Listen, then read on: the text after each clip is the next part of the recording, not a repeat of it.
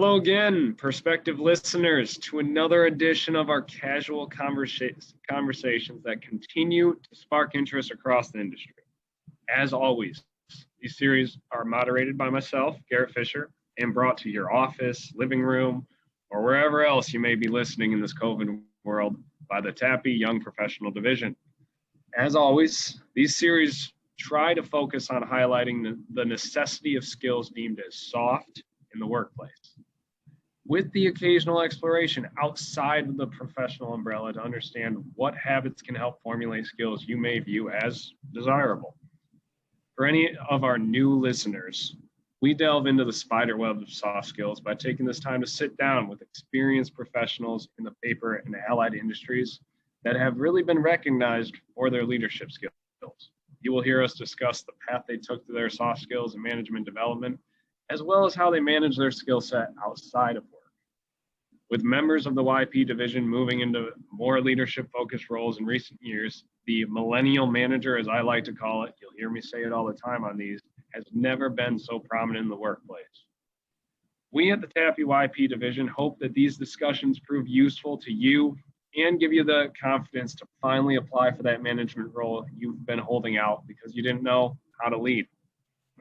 Without further ado, I have the pleasure today to introduce you to a woman that has utilized her passions not just in work, but outside of work as well, to truly begin making a difference in this industry. Please welcome Marcina Rogers. Hi, everyone. Thank you for having me, Garrett. I'm excited. Oh, trust me, I am too, Marcina. So, Marcina currently works as the quality technical leader at the International Paper Mill in Pensacola, Florida. Although I've kept this a secret from Marcina up until now, I may have given her some inkling, but one of the primary reasons I wanted to have this conversation with her was the commitment she has to so many passions outside. Some of which I think may have something to do with some of her successes inside the paper mill. Let's all be honest. Paper mills can have the habit of pulling you in with that 24/7 operation. So I'd love for our listeners to hear from someone that has struck such a harmonized balance with their passions inside of work as well as out. So Marcina, my first question revolves around your passions outside of work. As I believe the work-life balance is something all young professionals struggle with. Burnout is real, people, let's be honest. An interest outside of work is essential in avoiding it. You've gotten yourself very involved in the Pensacola community, even though you have only been there for a short time. Just look at the in-weekly reward that you were able to receive. The board member of the Keep Pensacola Beautiful is now something that you are involved in, as well as you do a lot of United Way events at your work. So how have you really been able to immerse yourself into a community you are new to so quickly? So, I think a lot of us in undergrad as well, passions relied on getting out in the community, helping, seeing what we could do. And even being that I went to SUNY ESF, and the environmental aspect kind of always strikes home with me of how can I continue to better develop, leaders and making sure there's an environmental and sustainable focus. So recently, as of last May, so almost up to now a year, I've been the board member of Keep Pensacola Beautiful. And actually, I found that through friends that I've made outside of work in leadership conferences. So last year I attended a women's leadership at one of the local universities here and was able to meet new friends. And actually the executive director of Keep Pensacola Beautiful, I had met when I got my Rising Star for 2020 for Pensacola.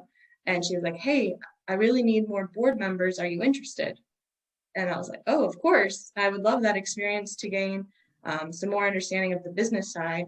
And knowing I was about to start my MBA, it kind of all fell in place of, my passions are with, the environment, and this would help me get into the local communities and see what I can do to help and have a board meeting, which really you think is a lot of work, but it's one meeting a month for maybe 2 hours and several events, right? So could be 3 a month, could be 1 a month, depending on the organization. So and those are on weekends. So if you don't have weekend duty, it's pretty easy to uphold and maintain, making sure you set that aside and keeping it on your schedule. During shift work, that was harder. I would say I understand the difficulties with shift work. So as soon as I got off shift, it was, I want to be more involved. I want to get in this community. And it's really, finding those opportunities, events, conferences, and making friends outside that you can kind of just start talking about your passions and seeing what's out there. I'm also a committee member for I Support the Girls, who help bring clothing and fem care to homeless and women of need. And that's a passion, obviously, because I make those products, right? So having that opportunity to utilize work and the people who know the products we make and how important they are and getting them out in the community. We had several fires last year when we were in a drought, and we were able to help those firefighters who were coming in to help us and get them products they needed. So, outside of work, and I know International Paper does immense work for the community, and I want to continue to do that for myself outside and recognize those areas that we need leaders in and help move forward. Yeah. Wow, Marcina, wow, you really are incredible being able to fit all that outside of work as well. I think, pulling something out of that conversation that I just heard from you was, that first step that you have to take in order to really immerse yourself. Nobody gets wet without first putting their toe in. Just like if you're trying to figure out the temperature of water, you're going to, put your toe in to figure out, hey, is this really something I want to do? And I think that's what, people really need to take the approach when they get into a new community, and maybe you want to get involved with it. You got to take that first step.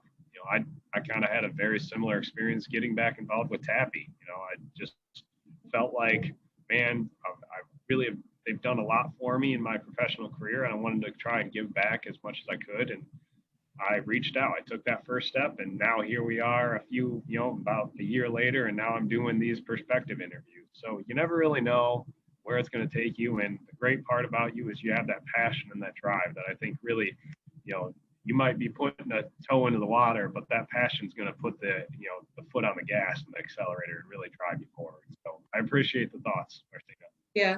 Most people who know me know that I'm very well known for getting out of my comfort zone. So, and I think that's the biggest thing a lot of people can take, especially in this day and age, is just, it's going to be uncomfortable for a little, but being uncomfortable is not a bad thing. Oh, it's a great thing.